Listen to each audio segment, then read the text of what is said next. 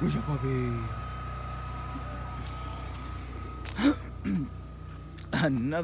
This is like every day. I poured some water on it already. Okay, it didn't freeze on me. The water I poured on it was ice cold. It was actually ice. It's so funny being out here, how many people I've met that are like, oh, I can't take Bay Area cold. I can't do, 48 degrees in the middle of the night. But I can do this. Like 18, 19, 20 degrees. Freezing, like literally freezing cold. This is every day. I remember when I was 8 years old, first time things froze on me in the Bay Area. So I was living in the Bay Area for 8 years before things actually got so cold that it froze. And how often would things freeze? Like you wake up and it was ice. I don't know, 4 or 5 years maybe? Every 4 or 5 years, yeah.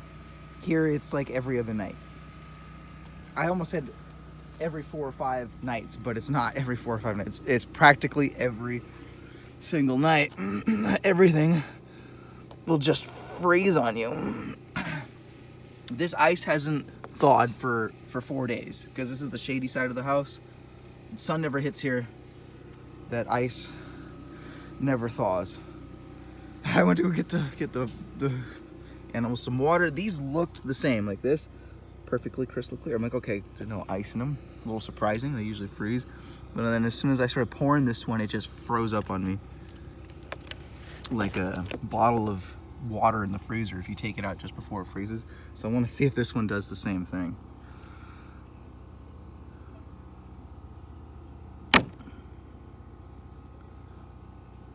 Doesn't look like it. No. Okay. That was about 45 minutes ago, so maybe it's because it's warmed up. Whatever. The most important thing is that the animals have water. It's not frozen solid. And yeah. I gotta get a new container. This is what I sometimes take a bath in, as you can tell, but that doesn't work. I tried to take a bath in it one time and it was just gross and scummy. It's better that I just hang something up above it and shower into it. But I drop a lot of water, unfortunately. I don't do it outside. I want to do it inside. I did do it outside out here when it was summertime. This is where I used to shower when I had that over thing, but not anymore.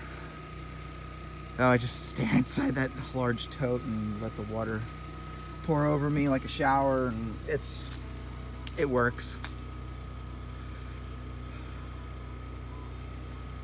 But maybe someday that'll be an actual shower over there, and as soon as I get enough cinder blocks to get it up high enough.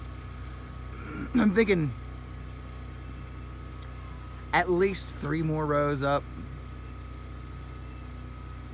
Probably 4, maybe a fourth row up. Probably be just high enough to turn it into a shower.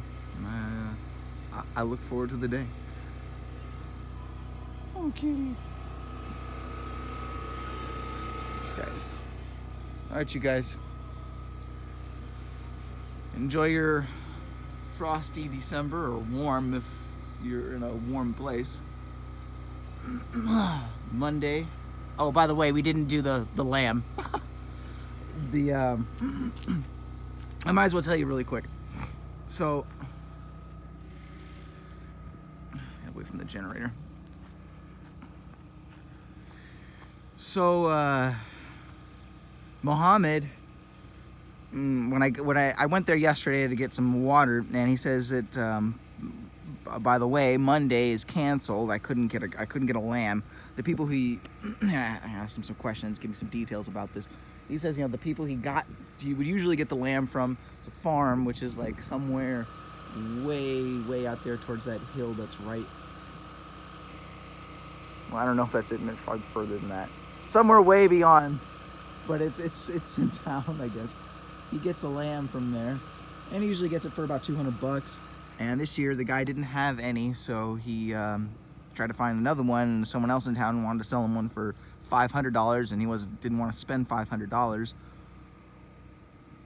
on a lamb. So he had to cancel, but he's gonna keep looking for another lamb. He'll let me know if he finds another one. And I asked him, like, is this, like, why are you doing this? Is this like religious, or what's the deal?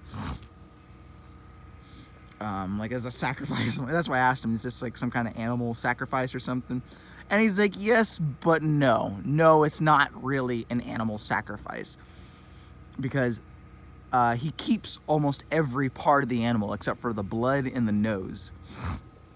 I guess it's in their religion. It can't have anything to do with blood. You can't get blood on your hands or anything like that. So yeah, they don't do anything with the lamb's blood. As a Christian, the lamb's blood is extremely valuable to me. Don't ask me what I'd use it for. But I did learn that is true, that lamb are immune to snake bites, pit vipers, all kinds of stuff. I thought that was very interesting. But anyways, yeah, so he doesn't keep any of the animal, or no, he would have to not keep any of the animal, which is what I thought a sacrifice was. And he keeps all the animal except for the nose and the blood. And yes, so in order for it to be a real legitimate animal sacrifice, he has to give it all away, you know, and that's what makes sense. And he's not going to do that because you know, you can't even cook it. You can't even cook the meat. He has to just hand it out. And people around here, so he says, will think you're weird. You start handing out raw meat. So he gets himself a lamb, and he just, you know, slaughters it and keeps it all, you know, does all like kind of like an Indian, I would say, kind of like what I would do. And yeah, that makes it not a real animal sacrifice. And the reason why, you know, he does this, the reason why he gets a living lamb and does this, you know, sacrifice, or I guess it's not a real sacrifice, does this slaughter, is just trying to keep up with his, you know, his traditions. His, yeah, it's tradition, because into tradition around this time of year they will sacrifice a lamb to Allah, and he's just doing it kind of, he's doing his own little lamb sacrifice in his American kind of way.